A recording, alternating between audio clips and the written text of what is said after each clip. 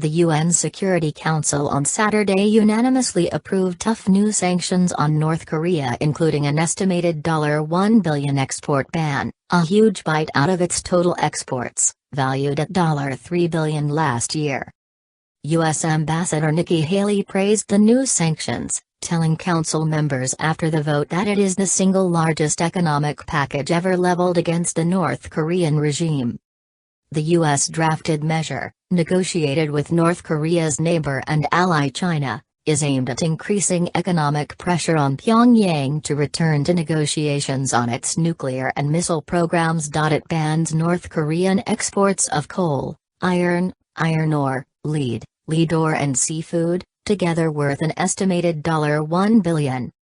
It also prohibits countries from increasing the current numbers of North Korean laborers working abroad, bans new joint ventures with North Korea and any new investment in current joint ventures. The United States negotiated with China for a month on the latest resolution, before expanding negotiations to the full 15-member council on Friday. U.S. President Donald Trump's administration has been frustrated that China has not done more to rein in North Korea.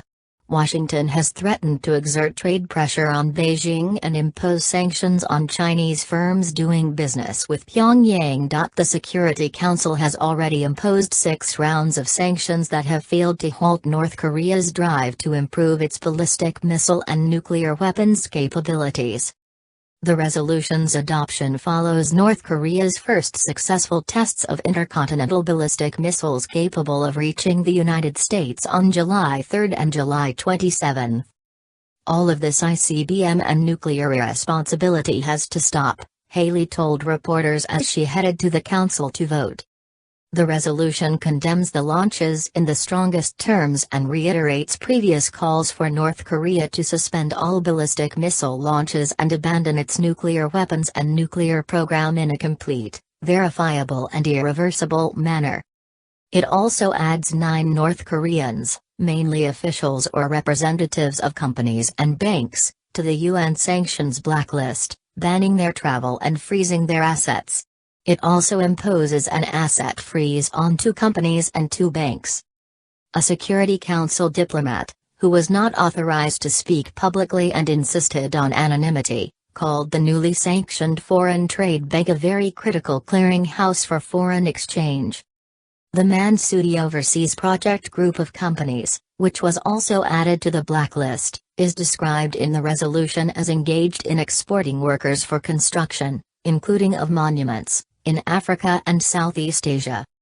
The resolution asks the Security Council Committee monitoring sanctions against North Korea to ban the import of many more so-called dual-use items, which have commercial purposes but can also be used in conventional, biological, chemical or nuclear weapons. It also gives the committee a green light to designate specific vessels that are breaking sanctions from entering ports all over the world and to work with Interpol to enforce travel bans on North Koreans on the sanctions blacklist. The resolution expresses regret at North Korea's massive diversion of its scarce resources toward its development of nuclear weapons and a number of expensive ballistic missile programs. A point stressed by Haley. It notes UN findings that well over half the population lacks sufficient food and medical care, while a quarter suffers from chronic malnutrition. Though the economic sanctions have teeth, Washington didn't get everything it wanted.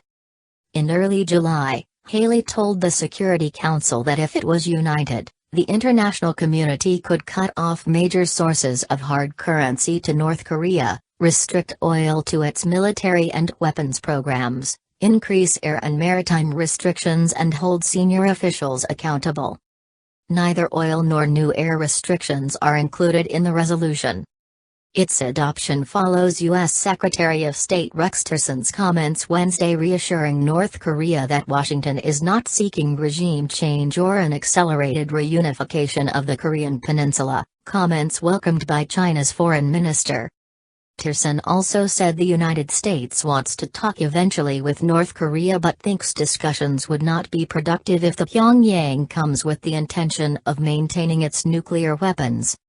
North Korea has repeatedly said it will never give up its nuclear arsenal, which it sees as a guarantee of its security.